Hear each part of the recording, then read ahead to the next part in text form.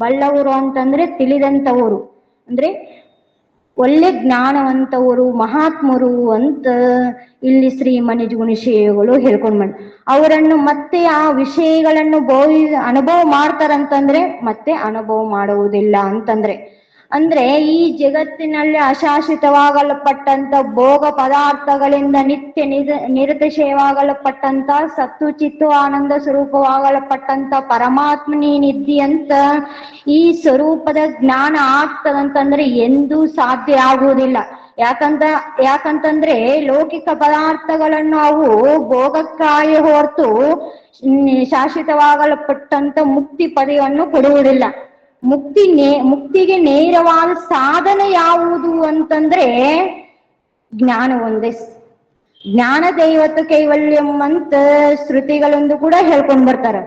ಅಂದ್ರೆ ಜ್ಞಾನ ಒಂದು ಬಿಟ್ಟರೆ ಮುಕ್ತಿಗೆ ಬೇರೆ ಸಾಧನೆ ಯಾವುದು ಇಲ್ಲ. ಅದಕ್ಕೆ ಕಂಡು ಕೇಳಿ ಮತ್ತೆ ಮೋಹಿ ಪರೆ ಭೂಮಂಡಲದ ಭೋಗನತಿಗಳೇವೆ ನೋಡಪ್ಪ.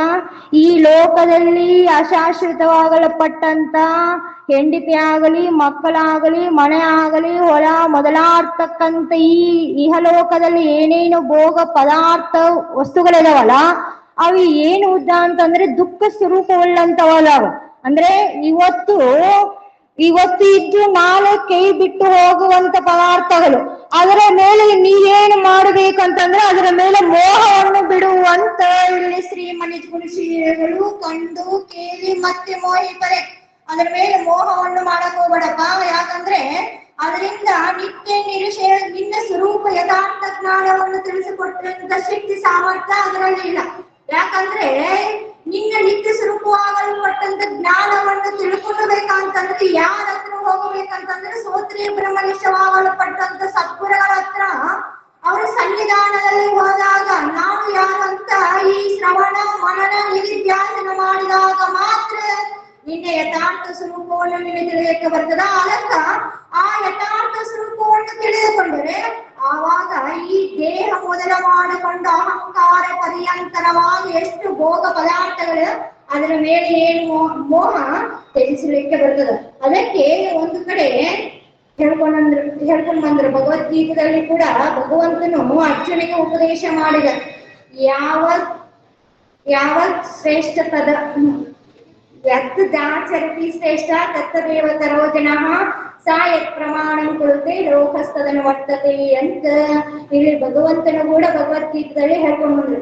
ಯಾವ ಪುರುಷಗಳು ತಮ್ಮ ಆಚರಣೆಗಳನ್ನು ಧರ್ಮ ಕಾರ್ಯಗಳನ್ನು ಮಾಡುತ್ತಾರ ಅದರ ತಕ್ಕಂತೆ ಅವರು ಈ ಲೋಕದಲ್ಲಿ ಭೋಗ ಪದಾರ್ಥಗಳು ಪ್ರಾಪ್ತಿ ಆಗ್ತವೆ ಅಂತ ಇಲ್ಲಿ ಭಗವಂತನು ಕೂಡ ಹೇಳ್ಕೊಂಡು ಬಂದಾರೆ. ಅದಕ್ಕೆ ಒಂದ್ಸಲ ಏನಾಯಿತು ಅಂತಂದ್ರೆ, ಒಮ್ಮೆ ಒಬ್ಬ ನಿರ್ಮೋಹ ರಾಜ ಅಂತ ಒಬ್ಬ, ಅವನು ಏನ್ ಮಾಡಿದ ಅಂತಂದ್ರೆ ಅಲ್ಲಿ ನಿರ್ಮೋಹ ರಾಜ ಮಗ ಅಲ್ಲಿ ದಟ್ಟವಾಗಲ್ಪಟ್ಟಂತ ಅರಣ್ಯದಲ್ಲಿ ವಾಯು ವಿಹಾರ ಮಾಡಬೇಕು ಅಂತ ಹೊರಟಿದ್ದ. ಯಾರು? ನಿರ್ಮೋಹ ರಾಜ ಮಗ.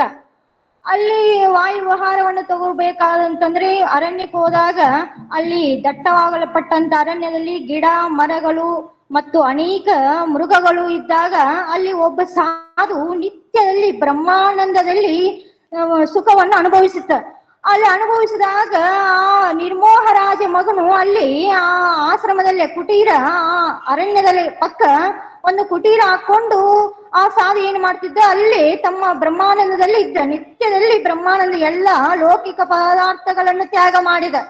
ಆ ಸಾಧು ಹತ್ರ ಕುಟೀರ ಹತ್ರ ಹೋದಾಗ ನಿರ್ಮೋಹ ರಾಜ ಮಗ, ನೋಡಪ್ಪ ನಾನು ಇಲ್ಲಿ ಬಾಳ ಆಯಾಸ ಆಗ್ಲಕ್ಕಂತ ಎಲ್ಲಾ ಅರಣ್ಯಗಳನ್ನು ನೋಡಿ ಎಲ್ಲಾ ವಾಯು ವಿಹಾರನ ತಗೊಂಡು ನನ್ಗೆ ಬಹಳ ಆಯಾಸ ಆಯಿತು. ನಿಮ್ಮ ಆಶ್ರಮದಲ್ಲಿ ನಾನು ವಿಶ್ರಾಂತ ಮಾಡ್ತೀನಿ ಅಂತಂದಾಗ, ಆಯ್ತಪ್ಪ ನೀವು ಯಾರ ಮಗ ಅಂತ ಕೇಳಿದ ಆ ಸಾಧು. ನಾನು ನಿರ್ಮೋಹ ರಾಜ ಮಗ ಅಂತಂದ. ಅಲ್ಲ, ನಾವು ಎಲ್ಲ ಭೋಗ ಪದಾರ್ಥಗಳು, ಹೆಂಡತಿ ಮಕ್ಕಳು ಮನೆ ಎಲ್ಲ ಬಿಟ್ಟು ನಾವು ಈ ಅರಣ್ಯಕ್ಕೆ ಬಂದು ಒಂದು ಕುಟೀರ ಆಶ್ರಮವನ್ನು ನಿರ್ಮಾಣ ಮಾಡಿಕೊಂಡು ನಾವು ಎಲ್ಲ ತ್ಯಾಗ ಮಾಡಿ ಬಂದಿವಿ, ಅದರ ಮೇಲೆ ಮೋಹ ಬಿಟ್ಟು ಬಂದಿ. ಈಗ ಈ ರಾಜ ಏನ್ ಹೇಳ್ತಾನ, ನಿರ್ಮೋಹ ರಾಜ ಮಗ ನಾನು ಅಂತ. ಅಂದ್ರೆ ಈಗ ಒಂದು ರಾಜ್ಯವನ್ನು ಏಳಬೇಕಾಯ್ತಂದ್ರೆ ಆಳಬೇಕಾಯ್ತಂತಂದ್ರೆ ಮೋಹ ಇರಬೇಕು. ಮೋಹ ಇಲ್ಲ ಅಂದ್ರೆ ಯಾವ ರಾಜ್ಯ ಏಳಲಿಕ್ಕೆ ಬರುವುದಿಲ್ಲ. ಹಂಗಾಗಿ ಆ ಸಾಧಿಗೂ ಒಂದು ಸಂಶಯ ಬಂತು, ನೋಡಪ್ಪ ಈ ರಾಜನ ಮಗ ನಿರ್ಮೋಹ ರಾಜ ಮಗ ಅಂತಂದಾಗ ಆಯ್ತಪ್ಪ ನಾವು ಈಗ ಸ್ವಲ್ಪ ಕೆಲಸ ಐತಿ ಹೊರಗಡೆ ಹೋಗ್ತೀನಿ, ಈಗ ನೀವು ವಿಶ್ರಾಂತಿ ಮಾಡಕ್ಕೆ ಒಂದು 4 ದಿವಸ ಇಲ್ಲಿ ವಿಶ್ರಾಂತಿ ಮಾಡು, ನಿನಗೆ ಏನು ಉಪಚಾರ ಮತ್ತು ಅತಿಥಿ ಏನೇನು ನಮ್ಮ ಆಶ್ರಮದಲ್ಲಿ ಏನೇನು ಬೇಕು ಅಂತ ಎಲ್ಲ ವ್ಯವಸ್ಥೆ ಇದಾವ ಅಂತಂದಾಗ ಆಯ್ತಂತೂ ಅಲ್ಲಿ ನಿರ್ಮೋಹ ರಾಜ ಮಗ ಅಲ್ಲಿ ವಿಶ್ರಾಂತಿ 4 ದಿನ ವಿಶ್ರಾಂತಿ ಮಾಡಿದಾಗ ಅವಾಗ ಆ ಸಾಧು ಏನ್ ಮಾಡ್ತಾನ, ಆಯ್ತು ಈ ನಿರ್ಮೋಹ ರಾಜ ಬಗ್ಗೆ ಏನು ವಿಚಾರ ಮಾಡೋಣಂತ ಆ ರಾಜ್ಯದೊಳಗೆ ಹೋಗಿ ಒಬ್ಬೊಬ್ಬರು ಪ್ರಜೆಗಳನ್ನ 8-10 ಪ್ರಜೆಗಳನ್ನ ಕೇಳಿದಾಗ ಆ ರಾಜು ಏನಂದ, ಈಗ ನೋಡಪ್ಪ ನಿರ್ಮೋಹ ರಾಜ ಮಗ ನಮ್ಮ ಆಶ್ರಮಕ್ಕೆ ಬಂದಿದ್ದ, ಅವಾಗ ನಮ್ಮ ಆಶ್ರಮ ಅರಣ್ಯ ಬರುವಾಗ ಮೃಗಗಳು ಹುಲಿ ಆ ನಿರ್ಮೋಹ ರಾಜ ಮಗನ ತಿಂದುಬಿಟ್ಟ ಅಂತ ಆ ಸುದ್ದಿ ಅಲ್ಲಿ ಹೇಳಿದಾಗ ಸಾಧು ಆಯ್ತಪ್ಪ ಅವರವರ ಕಾಲಕ್ಕೆ ಸಾರವಾಗಿ ಅವರ ಕರ್ಮಗಳು ಏನ್ ಇರ್ತಾವಲ್ಲ ಆಯ್ತು ಮರಣ ಹೊಂದಿರ್ತಾವಂತ ಆ ಪ್ರಜೆಗಳು ಎಷ್ಟು ನಿರ್ಮೋಹ ಭಾವದಿಂದ ಹೇಳಿದ್ರ ಆ ಸಾಧು.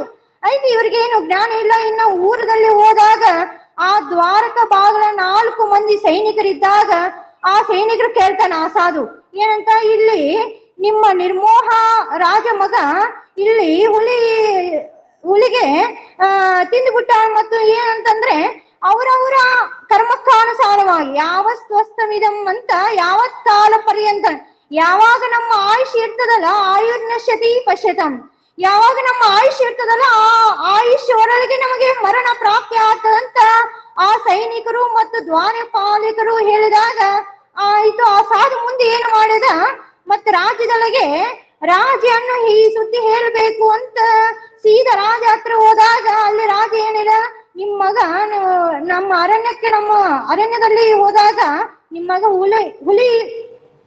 ಹುಲಿ ತಿಂದು ಬಿಟ್ಟ ಅಂತಂದಾಗ ಆ ರಾಜ ಏನ್ ಹೇಳ್ತಾನ, ಋಣಾನುಬಂಧ ರೂಪೇಣ ಪಶು ಪತ್ನಿ ಸುತ ಆಲಯ ಅಂತ ಈ ಶ್ಲೋಕದಿಂದ ಹೇಳ್ಬಿಟ್ಟ. ಎಂತ ನಿರ್ಮೋಹವಾಗಲ್ಪಟ್ಟಂತ ಭಾವ, ಎಂತ ಮಗ ಸತ್ತು ಹೋಯ್ತು ತಿಳಿದಿತ್ತು ಕೂಡ ಆ ರಾಜ್ಯದಲ್ಲಿ ಒಂದು ಕ್ರೋಧ ಇಲ್ಲ, ಏನಿಲ್ಲ, ಒಂದು ದುಃಖ ಭಾವೋದ್ವೇಗ ಏನಿಲ್ಲ ಅಂತಂದ ಆ ಸಾಧು ಎಷ್ಟು ಇನ್ನ ಮುಂದಕ್ಕೆ ಹೋಗಿ ತಮ್ಮ ತಾಯಿಗೆ ಈ ಸುದ್ದಿ ಹೇಳ್ಬೇಕು ಅಂತಂದಾಗ ಆ ಸುದ್ದಿಯನ್ನು ತಾಯಿಗೆ ಹಚ್ಚಿದಾಗ ಆ ತಾಯಿ ಅಂತಲ್ಲ, ನಿಮ್ ಮಗ ಸತ್ತು ಹೋಗಿದ ನಮ್ಮ ಆಶ್ರಮಕ್ಕೆ ಬಂದ ಮೇಲೆ ಅಂತಂದಾಗ ಆಯ್ತು, ಮತ್ತೆ ನಮ್ಗೆ ಯಾವಾಗ ಕರ್ಮಗಳಿರ್ತಾವ ಅವಾಗ ಇರ್ತಾರ, ನಮ್ಮ ಆಯುಷ್ಯ ಎಷ್ಟು ತನಕ ಇರ್ತದಂತ ಈ ವಿಧವಾಗಿ ಆ ನಿರ್ಮೋಹನ ರಾಜ ಮಗನ ಎಷ್ಟು ಹೇಳಿದ್ರು ಆ ಸಾಧು ಕೂಡ ಅಷ್ಟು ಮೋಹ ಮಮಕಾರ ಇಲ್ಲದೆ ನಿರ್ಮೋಹದಿಂದ ಅವು ಭಾವ ಹೆಂಗ ಆ ರಾಜ್ಯದಲ್ಲಿ ಇರ್ತಕ್ಕಂತ ಸೈನಿಕರು ಪ್ರಜೆಗಳು ಮತ್ತು ದ್ವಾರಪಾಲಿಕರು ಮತ್ತು ರಾಜ ಮತ್ತು ಹೆಂಡತಿ ಮತ್ತು ಎಲ್ಲ ಕೂಡ ಆ ರಾಜ್ಯದಲ್ಲಿ ಏನಾದ್ರು ಆ ಭಾವದಿಂದ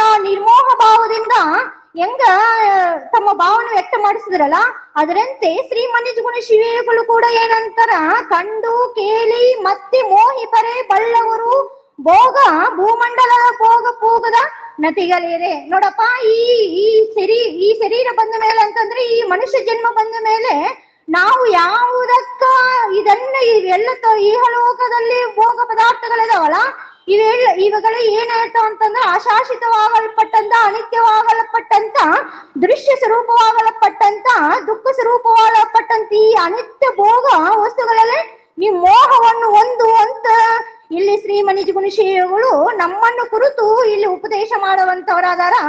ಇದನ್ನು ಕುರಿತು ಅದಕ್ಕೆ ಕಂಡು ಕೇಳಿ ಮತ್ತೆ ಮೋಹಿಪರೆ.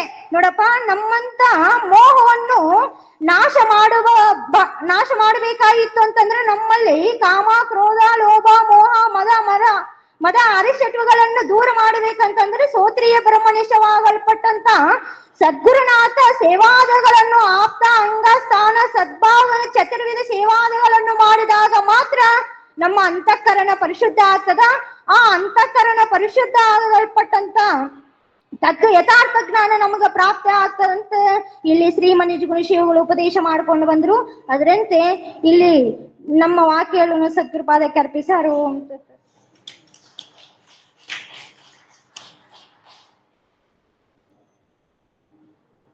ತಮ್ಮ ಅಭಿಪ್ರಾಯವನ್ನ ಹೇಳಿದಂತ ಮಾತಾಜಿಯವರೇ ಅನಂತ ವಂದನೆಗಳು. ಅದೇ ರೀತಿಯಾಗಿ ಮುಂದೆ ಶ್ರೀಮತಿ ಲಕ್ಷ್ಮೀ ತಾಯಿಯವರು, ಪೂಜೆ ಲಕ್ಷ್ಮೀ ತಾಯಿಯವರು ಕೂಡ ತಮ್ಮ ಈ ಒಂದು ಅನುಭವವನ್ನು ಹೇಳ್ಬೇಕಂತೇಳಿ ವೇಟ್ ಮಾಡ್ಕೊಂಡು ಬೇರೆ ಕೂತ್ಕೊಳ್ರಿ, ಕೂಡ್ರಿ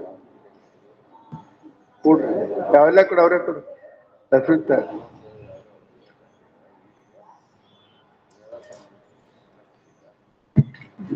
ಸ್ಟಾರ್ಟ್ ಆಯ್ತು.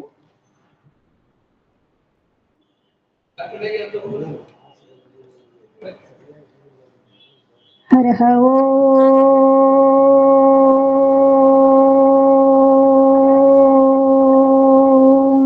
ತತ್ಸತ್ ಪರಬ್ರಹ್ಮಣೇ ನಮಃ. ಸಿದ್ಧ ಸದ್ಗುರು ಪಾದಾಬ್ಜಂ ಜನನೀ ಜನಕೌಸ್ತಥಾ ತತ್ವೋಪದೇಶಕರ್ತಾರಂ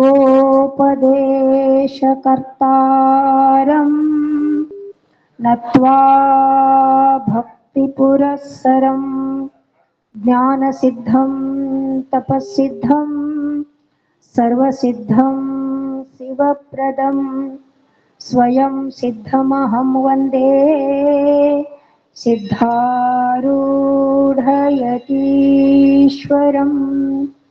ಸಿದ್ಧಾರೂಢಯತೀಶ್ವರಂ.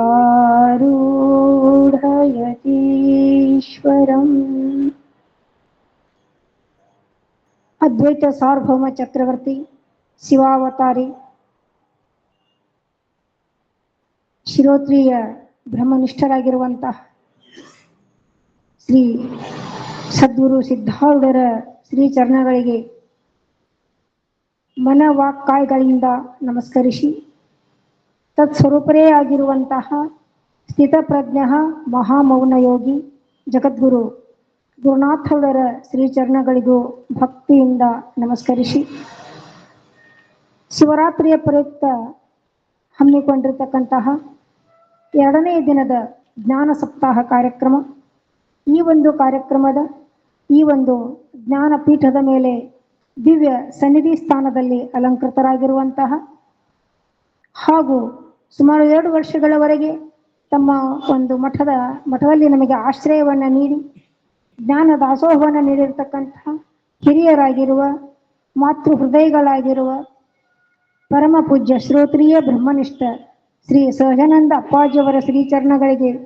ಭಕ್ತಿಯಿಂದ ನಮಸ್ಕರಿಸಿ, ಹಾಗೂ ತಮ್ಮ ಉಪದೇಶಾಮೃತವನ್ನು ನೀಡಲಿರುವ ವೇದಿಕೆ ಮೇಲೆ ಉಪಸ್ಥಿತರಿರುವ ಎಲ್ಲ ಪೂಜ್ಯರ ಪಾದಕ್ಕೂ ನಮಸ್ಕಾರಗಳನ್ನು ಸಲ್ಲಿಸಿ, ಹಾಗೂ ಈ ಕಾರ್ಯಕ್ರಮವನ್ನು ಅತ್ಯಂತ ಸುವ್ಯವಸ್ಥಿತವಾಗಿ ನಡೆಸಿಕೊಂಡು ಹೋಗುತ್ತಿರುವಂತಹ ಹಾಗೂ ಮುಮುಕ್ಷುಗಳಿಗೆ ಎಲ್ಲ ರೀತಿಯ ಸಹಾಯ ಸಹಕಾರವನ್ನು ಮಾಡ್ತಿರ್ತಕ್ಕಂತಹ ಶ್ರೀ ಸಿದ್ಧಾರೂಢ ಮಠದ ಟ್ರಸ್ಟಿಯ ಎಲ್ಲ ಶರಣ ಬಾಂಧವರಿಗೂ ನಮಸ್ಕಾರಗಳನ್ನು ಸಲ್ಲಿಸಿ, ಹಾಗೂ ಈ ಒಂದು ಕಾರ್ಯಕ್ರಮದಲ್ಲಿ ಉಪಸ್ಥಿತರಿರತಕ್ಕಂತಹ ಸದ್ಗುರುವಿನ ಕೃಪೆಗೆ ಪಾತ್ರರಾಗಿ ತಮ್ಮ ಜೀವನವನ್ನು ಸಾರ್ಥಕ ಮಾಡಿಕೊಳ್ಳಬೇಕೆಂಬ ಒಂದು ಸದುದ್ದೇಶದಿಂದ ಆಗಮಿಸಿರ್ತಕ್ಕಂತಹ ಎಲ್ಲ ಶರಣ ತಂದೆ ತಾಯಂದಿರೇ, ಸಹೋದರ ಸಹೋದರಿಯರೇ, ತಮ್ಮೆಲ್ಲರ ಪವಿತ್ರ ಅಂತಃಕರಣಕ್ಕೆ ಸಾಕ್ಷಿಯಾಗಿ ಬೆಳಗುತ್ತಿರುವ ಆ ಪರಂಜ್ಯೋತಿ ಪರಮಾತ್ಮನಿಗೆ ನಮಸ್ಕರಿಸುತ್ತಾ ಆತ್ಮೀಯರೇ, ಇವತ್ತಿನ ಅಧಿಕರಣವಾಗಿ ಇರಿಸಿಕೊಂಡಂತಹ ವಿಷಯ ಶ್ರೀಮನ್ ನಿಜಗುಣ ಶಿವಯೋಗಿಗಳಿಂದ ವಿರಚಿಸಲ್ಪಟ್ಟಂತಹ ಕೈವಲ್ಯ ಪದ್ಧತಿಯ ಜ್ಞಾನ ಪ್ರತಿಪಾದನಾ ಸ್ಥಳದ 7ನೆಯ ಪದ್ಯದ ಒಂದು ಪಲ್ಲವಿ. ಏನು ಅಂತಂದ್ರೆ, ಕಂಡು ಕೇಳಿ ಮತ್ತೆ ಮೋಹಿಪರೆ ಬಲ್ಲವರು ಭೂಮಂಡಲದ ಭೋಗ ಪೊಗವ ನತಿಗಳೆಯದೆ.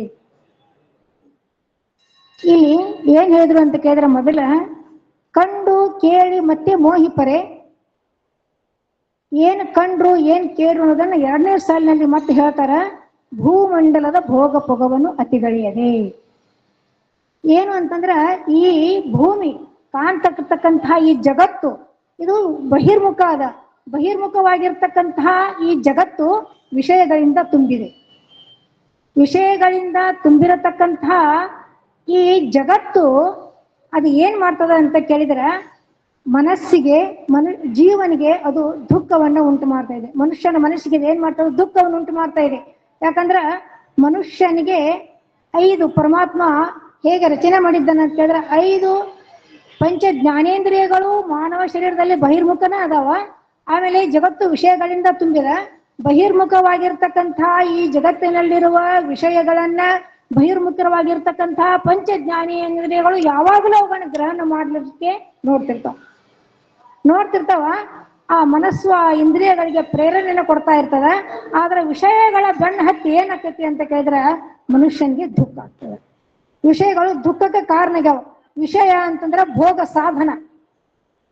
ಸಾಧನ. ಈ ತೋರ್ತಕ್ಕಂಥ ಎಲ್ಲ ವಿಷಯಗಳು ಏನದಾವ ಅಂದ್ರೆ ಅನಿತ್ಯ ಅದಾವ. ಅನಿತ್ಯವಾಗಿರೋದ್ರ ಬೆನ್ನು ಹತ್ತಿ ಮನುಷ್ಯ ದುಃಖಕ್ಕೆ ಕಾರಣ ಆಗ್ತಾನ. ಅದಕ್ಕೆ ನೀನು ಅವುಗಳ ಬೆನ್ನು ಹತ್ತಬೇಡ. ನೀನು ಏನದಿ ಅಂತ ಕೇಳಿದ್ರೆ ಅಖಂಡ ಪರಿಪೂರ್ಣ ಚೈತನ್ಯವೇ ನೀ ಅದಿ. ಅಖಂಡ ಪರಿಪೂರ್ಣ ಚೈತನ್ಯವೇ ನೀನಿದ್ದು ನೀನು ಯಾಕೆ ವಿಷಯಗಳ ಬೆನ್ನು ಹತ್ತಿದಿ? ನೀ ಎಲ್ಲವನ್ನ ನೀನು ಅರಿಯತಕ್ಕಂಥವದಿ. ಆದ್ರೆ ನೀನನ್ನ ಮಾತ್ರ ಯಾರೂ ಅರಿಯುವುದಿಲ್ಲ. ಅಂತ ಶ್ರೇಷ್ಠ ಚೈತನ್ಯ ಸ್ವರೂಪವನ್ನೇ ನೀನಾಗಿರ್ತಕ್ಕಂಥವ ಈ ವಿಷಯಗಳ ಬೆನ್ನ ಹತ್ತಿ ನೀನು ವಿನಾಕಾರಣ ನಿನ್ನ ಒಂದು ಮನುಷ್ಯ ಜನ್ಮದ ಸಾರ್ಥಕತೆಯನ್ನ ಮಾಡಿಕೊಳ್ಳದೆ ಹೋಗ್ಬೇಡ ಅಂತೇಳಿ ಇಲ್ಲಿ ಹೇಳ್ತಾರೆ. ಕಂಡವರು ಅಂದ್ರ ಬಲ್ಲವರು ಅಂತಂದ್ರ ತಿಳಿದವರು. ಏನನ್ನು ಅಂತಂದ್ರ ಅವರು ಶಾಸ್ತ್ರ ಶ್ರುತಿ ಸ್ಮೃತ್ಯಾದಿಗಳನ್ನ ಕೇಳಿ ತಿಳಿದುಕೊಂಡಾರ. ಮತ್ತೆ ಏನೇನು ಕಂಡ್ರು ಅಂತ ಕೇಳಿದ್ರ ಈ ಜಗತ್ತಿನಲ್ಲಿ ಎಂಥಿಂತ ಅತಿರಥ ಮಹಾರಥರೆಲ್ಲರೂ ಸಹಿತ ರಾಮಕೃಷ್ಣ ಮೊದಲಾದಂತಹ ದೇವತಾ ಮಾನವರು ಸಹಿತ ಏನ ಮಾಡಿದ್ರು ಅಂತ ಕೇಳಿದ್ರ ತಮ್ಮ ದೇಹವನ್ನ ತ್ಯಾಗ ಮಾಡಿದ್ರು. ಅಂದ್ರ ಯಾವತ್ತಿದ್ರೂ ಒಂದು ದಿವಸ ಏನಾಗ್ತದ ಅಂತ ಕೇಳಿದ್ರೆ ಈ ದೇಹ ಅನ್ನುವಂಥದ್ದು ನಾಶವಾಗಿ ಹೋಗ್ತದ. ಜಗತ್ತಿನ ನಿಯಮದ ಯಾವುದು ಉತ್ಪತ್ತಿ ಆಗ್ತದೆ ಅದು ನಾಶ ಆಗ್ತದ, ಯಾವ್ದು ಹುಟ್ಟತ್ತೆ ಅದು ಸಾಯ್ತದ. ಅದಕ್ಕೆ ಜಗತ್ತು ಹುಟ್ಟೇದ ಅದೊಂದು ದಿನ ನಾಶ ಆಗ್ತದ. ಪಂಚಮಹಾಭೂತಗಳಿಂದ ನಿರ್ಮಿತವಾಗಿರ್ತಕ್ಕಂಥ ರಚನೆ ಆಗಿರ್ತಕ್ಕಂಥ ಈ ಜಗತ್ತು, ಅದರಂತೆ ಪಂಚಮಹಾಭೂತಗಳಿಂದ ರಚನೆವಾಗಿರ್ತಕ್ಕಂಥ ಈ ಕಾಯ, ಈ ಶರೀರ, ಇವೆರಡೂ ಏನಾಕಾವ ಅಂತಂದ್ರೆ ಹುಟ್ಟ್ಯಾವ, ಒಂದು ದಿನ ಇವು ನಾಶ ಹೋಗ್ತಾವ. ಅದರಿಂದ ಶರೀರವನ್ನ ಮೊದಲು ಮಾಡಿಕೊಂಡು ತೋರ್ತಕ್ಕಂಥ ಈ ಎಲ್ಲ ವಿಷಯ ವಸ್ತುಗಳ ಏನದಾವು ಅಂತ ಕೇಳಿದ್ರ ಅವು ಅನಿತ್ಯ ಅದಾವ. ಅದರಿಂದ ಅವುಗಳನ್ನ ನೀನು ಮೋಹ ಮಾಡಬೇಡ ಅಂತ ಹೇಳಿ ಶ್ರುತಿ ಸ್ಮೃತ್ಯಾದಿಗಳು ಹೇಳ್ತಾ ಇದ್ದಾವ, ಪುರಾಣ ಇತಿಹಾಸಗಳು ಹೇಳ್ತಾ ಇದ್ದಾವ. ಅದಕ್ಕೆ ನೀನು ಅವುಗಳ ಕಡೆಗೆ ಲಕ್ಷ್ಯ ಕೊಡಬೇಡ ಅಂತ ಹೇಳಿ ಈ ಜೀವ ಸಂಬೋಧನಾ ಸರದಲ್ಲಿ ಜೀವನಿಗೆ ಉಪದೇಶವನ್ನ ಮಾಡ್ತಾ ಇದ್ದಾರೆ. ಇದು ಹೇಗೆ ದುಃಖಕ್ಕೆ ಕಾರಣ ಅದಾವು ಅನ್ನೋದನ್ನ ಯಾರು ಅಖಂಡೇಶ್ವರರು ತಮ್ಮ ಒಂದು ವಚನದಲ್ಲಿ ಹೇಳ್ತಾರ. ಬಹಳ ಸುಂದರವಾಗಿ ಸ್ಪಷ್ಟವಾಗಿ ತಿಳಿಯುವಂಗ ಹೇಳ್ತಾರೆ. ಏನು ಅಂತ ಕೇಳಿದ್ರೆ, ಗ್ರಹಣೇಂದ್ರಿಯ ವಿಷಯದಿಂದ ಭ್ರಮರ ಕೆಡುವುದು ಸಂಪಿಗೆಯ ಪುಷ್ಪದಲ್ಲಿ. ಗ್ರಹಣೇಂದ್ರಿಯ ವಿಷಯ ಕೆಡುವುದೇ ಭ್ರಮರ ಸಂಪಿಗೆಯ ಪುಷ್ಪದಲ್ಲಿ. ಕಿವೇಂದ್ರಿಯ ವಿಷಯ ಕೆಡುವುದೇ ಮತ್ಸ್ಯ ಜಾಲಗಾರನ ಬಲೆಯಲ್ಲಿ. ನಯನೇಂದ್ರಿಯ ವಿಷಯದಿಂದ ಕೀಟ ಕೆಡುವುದು ದೀಪದ ಬೆಳಕಿನಲ್ಲಿ. ಶ್ರವಣೇಂದ್ರಿಯ ವಿಷಯದಿಂದ ಎರಳೆ ಕೆಡುವುದು ಬೇಟೆಗಾರನ ಬಲೆಯಲ್ಲಿ. ತ್ವಗೇಂದ್ರಿಯ ವಿಷಯದಿಂದ ಗಜ ಕೆಡುವುದು ಯಾರು ಅಂತಂದ್ರ ರಾಜನ ಕೃತಕದಲ್ಲಿ. ಇಂತಿ ಒಂದೊಂದು ಇಂದ್ರಿಯ ಸುಖಕ್ಕಾಗಿ ಒಂದೊಂದು ಪ್ರಾಣಿಗಳು ತಮ್ಮ ಜೀವವನ್ನ ಕಳೆದುಕೊಂಡವು. ಇನ್ನು 5 ಇಂದ್ರಿಯಗಳು ಏಕಕಾಲಕ್ಕೆ ಕೆಲಸ ಮಾಡುವ ಮನುಷ್ಯನ ಪಾಡನೇನೆಂಬೆ ಅಖಂಡೇಶ್ವರ ಅಂತೇಳಿ ಷಣ್ಮುಖ ಶಿವಯೋಗಿಗಳು ಒಂದು ವಚನವನ್ನ ಹೇಳ್ತಾರೆ. ಏನಂತಂದ್ರೆ ರೀ, ಗ್ರಹಣೇಂದ್ರಿಯ ವಿಷಯದಿಂದ ಯಾವುದು ಭ್ರಮರ ಕೆಡುವುದು ಸಂಪಿಗೆಯ ಪುಷ್ಪದಲ್ಲಿ. ಯಾವಾಗ ಸೂರ್ಯ ಉದಯ ಆಗ್ತಾನ ಅವಾಗ ಹೂ ಅರಳುತ್ತದ, ಪುಷ್ಪ ಅರಳುತ್ತದ. ಅರಳಿದಾಗ ಆ ಅರಳಿರ್ತಕ್ಕಂಥ ಪುಷ್ಪದಲ್ಲಿಯ ಸುವಾಸನೆಯನ್ನು ಹೀರಬೇಕು ಅಂತ ಎಲ್ಲಿಂದ ಭ್ರಮರ ಬಂದ ಪುಷ್ಪದೊಳಗ ಕೂಡ್ತದ, ಸುವಾಸನೆಯನ್ನು ಹೀರ್ತದ. ಎಷ್ಟು ಆ ಸುವಾಸನೆ ವಿಷಯ ಆ ವಾಸನೆ ವಿಷಯದಲ್ಲಿ ಅದು ಎಷ್ಟು ಮಗ್ನ ಆಗೈತಿ ಅಂತ ಕೇಳಿದ್ರೆ ಅಲ್ಲೇ ಕುಂತ ಬಿಟ್ಟದ. ಬಾಹ್ಯ ಜ್ಞಾನವೇ ಅದಕ್ಕಿಲ್ಲ, ಅದರ ಹೊರಗೆ ಬರ್ಬೇಕಂತಕ್ಕಂಥ ವಿಚಾರವೇ ಇಲ್ಲ. ಅಂಥ ಭ್ರಮರಕ್ಕೆ ಒಂದು ವಿಶೇಷವಾಗಿರ್ತಕ್ಕಂಥ ಶಕ್ತಿ ಏನದ ಅಂತ ಕೇಳಿದ್ರೆ, ಅತಿ ಕಠಿಣವಾಗಿರ್ತಕ್ಕಂಥ ಬಿದಿರನ್ನ ಕೊರೆದು ತೂತು ಮಾಡುವಂತ ಶಕ್ತಿ ಆ ಭ್ರಮರಕ್ಕದ. ಆದರೆ ಆ ವಿಷಯ ಸುಖದೊಳಗ ಮೈಮರ್ತಂತ ಆ ಭ್ರಮರ ಏನ್ ಮಾಡೈತಿ ಅಂತ ಕೇಳಿದ್ರೆ, ತನ್ನ ಇರುವಿಕೆಯನ್ನೇ ಮರ್ತು ಬಿಟ್ಟು ಆ ವಾಸನೆಯನ್ನೇ ಏನ್ ಮಾಡ್ತಾ ಇದೆ, ಅದನ್ನ ತಗೊಳ್ತಾ ಇದೆ. ಆ ವಾಸನೆಯನ್ನು ತಗೊಳ್ದ್ರಾಗ ಈ ಕಡೆ ಸೂರ್ಯ ಅಸ್ತಯಾನ, ಆ ಪುಷ್ಪ ಮುಚ್ಚಿಬಿಡ್ತು. ಆ ಪುಷ್ಪ ಮುಚ್ಚಿದಾಗ ಒಳಗೆ ಇದ್ದಕ್ಕಂಥ ಆ ಭ್ರಮರನಿಗೆ ಉಸಿರಾಟಕ್ಕೆ ಏನಾಗಿಲ್ಲ, ಅವಕಾಶ ಸಿಗ್ಲಿಲ್ಲ. ಅದು ಅಲ್ಲೇ ಏನಾಗಿಬಿಡ್ತು, ಸತ್ತು ಹೋಗ್ಬಿಡ್ತು. ಕೇವಲ ಒಂದು ವಿಷಯ ವಾಸನೆ, ಗ್ರಹಣೇಂದ್ರಿಯ ವಿಷಯ ವಾಸನೆಯಿಂದ ಭ್ರಮರ ಕೆಟ್ಟು ಮುಂದೆ ಹೇಳ್ತಾರ ಏನು ಅಂತ, ಜುಹೇಂದ್ರಿಯ ವಿಷಯದಿಂದ ಮತ್ಸ್ಯ ಕೆಡುವುದು ಜಾಲಗಾರನ ಬಲೆಯಲ್ಲಿ. ಒಬ್ಬ ಜಾಲಗಾರ ಮೀನವನ್ನ ಹಿಡಿಬೇಕಾಯ್ತು ಅಂತಂದ್ರ ತನ್ನ ಬಲೆಗೆ ಏನೇನೋ ಕಟ್ಟಿರ್ತಾನ, ಅಲ್ಲಿ ಆ ಮೀನುಗಳು ತಿಂತಕ್ಕಂಥ ಆಹಾರವನ್ನ ಕಟ್ಟಿ ಗಾಳ ಹಾಕಿದಾಗ ಅದನ್ನು ತಿನ್ನಲು ಬಂದಂತಹ ಮೀನುಗಳು ಆ ಗಾಳದಲ್ಲಿ ಬೀಳ್ತಾವ. ಅದನ್ನ ಮೀನುಗಾರ ಮೇಲೆ ಎತ್ತಿ ಒಗೆದಾಗ ಏನಾಕತಿ ಅಂತ ಕೇಳಿದ್ರೆ ನೀರಿನಿಂದ ಹೊರಗೆ ಬಂದಾಕ್ಷಣ ಮೀನು ಒದ್ದಾಡಿ ತನ್ನ ಪ್ರಾಣವನ್ನ ಕಳ್ಕೊಂಡು ಬಿಡ್ತದ. ಅದಕ್ಕ ನಾಲಿಗೆಯ ರುಚಿ ವಾಸನೆ, ಕೇವಲ ಒಂದು ವಾಸನೆಗಾಗಿ ಮೀನು ಏನ್ ಮಾಡ್ಕೊಂತು ಅಂತ ಕೇಳಿದ್ರೆ ತನ್ನ ಪ್ರಾಣವನ್ನ ಕಳೆದುಕೊಂಡು ಬಿಡ್ತು. ಮುಂದೆ ಹೇಳ್ತಾರೆ, ನಯನೇಂದ್ರ ವಿಷಯದಿಂದ ಕೀಟ ಕೆಡುವುದು ದೀಪದ ಬೆಳಕಿನಲ್ಲಿ. ನೋಡ್ರಿ, ದೀಪ ಹತ್ತಿತ್ತು ಅಂತಂದ್ರೆ ಕೀಟಗಳು ಅದ್ರ ಸುತ್ತಲೂ ಏನ್ ಮಾಡ್ತಿರ್ತಾವ ಅಂತ ಕೇಳಿದ್ರೆ ಸುತ್ತ ಹಾಕ್ತಿರ್ತಾವ. ಯಾಕಂತಂದ್ರ ಆ ಬೆಳಕು ಬಹಳ ಚಂದ ಕಾಣಿಸ್ತಿರ್ತದ. ಯಾವಾಗ ಅದನ್ನ ಮುಟ್ಟಬೇಕು ಅಂತ ಹೇಳಿ ಕೀಟಕಗಳು ಆ ದೀಪದ ಸುತ್ತ ಹಾಕ್ತಾ ಅದನ್ನ ಮುಟ್ಟಿ ಏನ್ ಮಾಡ್ಬಿಡ್ತಾವ, ಸತ್ತು ಬಿಡ್ತಾವ. ಅದಕ್ಕ ರೂಪದ ವಿಷಯದಿಂದ ಏನಾಯ್ತು ಅಂದ್ರೆ ಕೀಟ ಸತ್ತು ಹೋಗ್ಬಿಡ್ತು. ಆಮೇಲೆ ಯಾವುದು ಅಂತ ಕೇಳಿದ್ರೆ ಎರಳೆ, ಯಾವೊಬ್ಬ ಬೇಟೆಗಾರ ಪ್ರಾಣಿಗಳನ್ನ ಬೇಟೆ ಆಡ್ಬೇಕಾಗಿತ್ತು ಅಂತ ಕೇಳಿದ್ರೆ ತನ್ನದೇ ಆದಂತಹ ಒಂದು ಶಿಳ್ಳೆಯನ್ನ ಹಾಕ್ತಾನ. ಆ ಶಿಳ್ಳೆಗೆ ಮನಸ್ಸೋತು ಎಲ್ಲೋ ಇರ್ತಕ್ಕಂಥ ಚಿಗರೆ ಓಡಿ ಬಂದಾಗ ಅದನ್ನ ಬೇಟೆಯಾಡಿ ಆತ ಕೊಂದು ಬಿಡ್ತಾನ. ಹಾಗೆ ತ್ರಿಗೇಂದ್ರ ವಿಷಯದಿಂದ ಗಜ ಕೆಡುವುದು ಯಾವುದು ಅಂತ ಕೇಳಿದ್ರೆ ರಾಜನ ಕೃತಕದಲ್ಲಿ ಆನೆಯನ್ನ ಹೆಂಗ್ ಹಿಡಿತಾರ ಅನ್ನೋದು ತಮಗೆ ಗೊತ್ತದ. ಒಂದು ಕಡೆ ಆನೆ ಇರ್ತದ, ದೊಡ್ಡದಾಗಿರ್ತಕ್ಕಂತಹ ಆಳವಾದ ಕಂದಕವನ್ನು ತೆಗೆದಿರ್ತಾರ, ಅದರ ಮೇಲೆ ಒಣ ಕಣಿಕೆಯನ್ನ ಹಾಕಿರ್ತಾರ, ಅದರ ಮೇಲೆ ಮಣ್ಣು ಹಾಕಿ ಸೇಮ್ ಅದು ನೆಲದ ಹಾಗೆ ಕಾಣುವ ಹಾಗೆ ಮಾಡಿರ್ತಾರ. ಒಂದು ಕಡೆ ಆನೆ ಇರ್ತದ, ಮತ್ತೊಂದು ಕಡೆ ಆನೆಗಳ ಹಿಂಡಿರ್ತದ. ತನ್ನ ಹಿಂಡನ್ನು ಸೇರ್ಬೇಕು ಅಂತ ಕೇಳಿ ಈ ಕಡೆಯಿಂದ ಇರ್ತಕ್ಕಂಥ ಆನೆ ಧಾವಿಸಿ ಬರುವಾಗ ನೆಲ ಇದೆ ಅಂತ ಹೇಳಿ ತಿಳಿದು ಅಲ್ಲಿ ಬಂದಾಕ್ಷಣ ಅದೇನ್ ಮಾಡ್ತದ ಅಂತ ಕೇಳಿದ್ರೆ ಆ ಕಂದಕದೊಳಗೆ ಬಿದ್ದು ಬಿಡ್ತದ. ಆಗ ರಾಜ ಅದನ್ನ ಹಿಡಿತಾನ. ಹೀಗೆ ಒಂದೊಂದು ಇಂದ್ರಿಯಗಳಿಂದ ಏನಾದವು ಅಂತ ಕೇಳಿದ್ರೆ ಅವು ತಮ್ಮ ಪ್ರಾಣವನ್ನ ಕಳ್ಕೊಂಡ್ಬಿಟ್ಟು ಅದಕ್ಕ ಮನುಷ್ಯನಿಗೆ 5 ಇಂದ್ರಿಯಗಳು ಏಕಕಾಲಕ್ಕೆ ಕೆಲಸ ಮಾಡ್ತಾವ. ಅದಕ್ಕ ಇದನ್ನ ನಾವು ಇದರ ಬೆನ್ನು ಹತ್ತಬಾರ್ದು ಅಂತ ಹೇಳಿ ಇಲ್ಲಿ ತಿಳಿದವರು ನಮಗೆ ಹೇಳ್ತಾ ಬಂದಾರ. ಸಿದ್ಧಾರೂಢರಾದರೂ ಸಹಿತ ಸಿದ್ಧಾರೂಢರಿಗೆ ಒಂದ್ಸಲ ಇಲ್ಲಿ ಉನ್ನತವಾಗಿರ್ತಕ್ಕಂಥ ಎತ್ತರದ ಒಂದು ಸಿಂಹಾಸನದ ಮೇಲೆ ಕೂರಿಸಿ ಬಂಗಾರದ ಕಿರೀಟವನ್ನ ಹಾಕಿ ಪೂಜೆಯನ್ನ ಮಾಡ್ತಿದ್ರು ಭಕ್ತರು. ಆಗ ದೇವರಕೊಂಡದ ಚನ್ನಬಸವೇಂದ್ರ ಅಜ್ಜನವರು ಬಂದು ಹೇಳ್ತಾರ, ಏನೋ ಸಿದ್ಧ, ಬಹಳ ಎತ್ತರದ ಮ್ಯಾಲ ಕೂತಿಯಲ್ಲೋ, ಈ ಗುಡಿ ಮ್ಯಾಲ ಗೋಪುರ ಕಟ್ಟ್ಯಾರ, ಗೋಪುರ ಮ್ಯಾಲ ಕಳಸದ ಕಾಗಿ ಅದ್ರ ಮ್ಯಾಲ ಕೂತಲ್ಲೋ, ನಿನ್ಕಿಂತ ಎತ್ತರದಲ್ಲಿ ಐತಿಲ್ಲೋ ಸಿದ್ಧ ಅಂತಂದಾಗ ಸಿದ್ಧಾರೂಢರು ನಕ್ರು, ಸುಮ್ಮನ ಆದ್ರು. ಮತ್ತೆ ಹೇಳ್ತಾರ, ಏನು ಅಂತಂದ್ರ ಅಲ್ಲಪ್ಪ ಬಂಗಾರ ಕಿರೀಟ ಹಾಕೊಂಡಿದ್ದಿಲ್ಲ, ಬಹಳ ಖುಷಿ ಆಗೈತೆ ನಿನಗ ಅಂತ ಕೇಳಿದಾಗ ಸಿದ್ಧಾರೂಢರು ಉತ್ತರ ಕೊಟ್ರು, ಹೌದಪ್ಪ ಬಹಳ ಖುಷಿ ಆಗೈತಿ ನನಗ. ಎಷ್ಟು ಖುಷಿ ಆಗೈತಿ ಅಂದ್ರೆ ತಲೆ ಮೇಲೆ ಬೆಂಕಿ ಇಟ್ಟಾಗ ಎಷ್ಟು ಖುಷಿ ಆಗಿತ್ತೋ ಬಂಗಾರ ಕಿರೀಟ ಹೊತ್ತಾಗೋ ಅಷ್ಟೇ ಖುಷಿ ಆಗೈತಿ ಅಂದ್ರ. ಅದಕ್ಕ ಇದೊಂದು ಮಲದ ಗಡಿಗೆ ಐತಪ್ಪ, ಈ ಮಲದ ಗಡಿಗೆ ಮ್ಯಾಲ ಇದೊಂದು ಮಲದ ಗಡಿಗೆ ವರ್ಷಾರು ಅಂದ್ರದ ಸಿದ್ಧಾರೂಢರು. ಅಂದ್ರೆ ವಿಷಯಗಳ ಮೇಲಿನ ಮೋಹವನ್ನ ಜ್ಞಾನಿಗಳು ಸಂಪೂರ್ಣವಾಗಿ ತೆಗೆದುಹಾಕಿರ್ತಾರ. ಅಂಥ ಜ್ಞಾನಿಗಳ ಮಾತನ್ನ, ಶ್ರುತಿಗಳ ಮಾತನ್ನ ಕೇಳಿ ತಿಳಿದಂಥವರು ಇಲ್ಲಿ ಹೇಳ್ತಾರ, ನಾವು ಅವರು ಮತ್ತೆ ಯಾವತ್ತೂ ಈ ಜಗತ್ತಿನಲ್ಲಿರ್ತಕ್ಕಂಥ ವಿಷಯ ವಸ್ತುಗಳನ್ನ ಭೋಗ ಮಾಡಂಗಿಲ್ಲ, ಅವುಗಳನ್ನ ಅವರು ಮೋಹಿಸಂಗಿಲ್ಲ ಅಂತಕ್ಕಂಥ ವಿಷಯವನ್ನ ಇಲ್ಲಿ ಹೇಳ್ತಾ ಬಂದಿದ್ದಾರೆ. ಇಂಥ ಒಂದು ವಿಷಯದ ಒಂದು ನುಡಿ ಸೇವೆಯನ್ನ ಮಾಡಲಿಕ್ಕೆ ಅವಕಾಶ ಮಾಡಿಕೊಟ್ಟಂಥ ಎಲ್ಲ ಟ್ರಸ್ಟಿಯವರಿಗೂ ಧನ್ಯವಾದಗಳನ್ನ ಅರ್ಪಿಸಿ 2 ನುಡಿಗಳನ್ನ ಸದ್ಗುರುನಾಥನ ಪಾದಕ್ಕೆ ಅರ್ಪಿಸುತ್ತೇನೆ. ಓಂ ತತ್ಸತ್.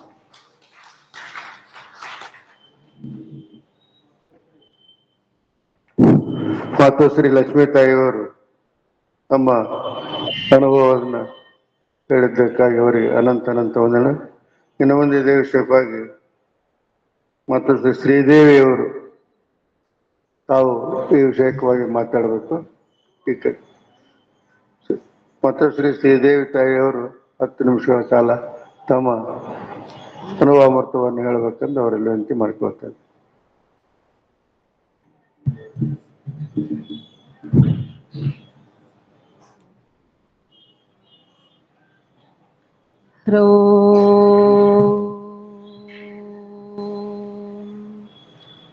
ಓಂ ಚಿದಂಬರಮಠಾಧೀಶಂ ಸಿದ್ಧಾರೂಢಯತೀಶ್ವರಂ ಶಿಷ್ಯಪ್ರಶಿಷ್ಯರೂಪೇಣ ಬೋಧಕಂ ಗುರುಮಾಶ್ರಯೇ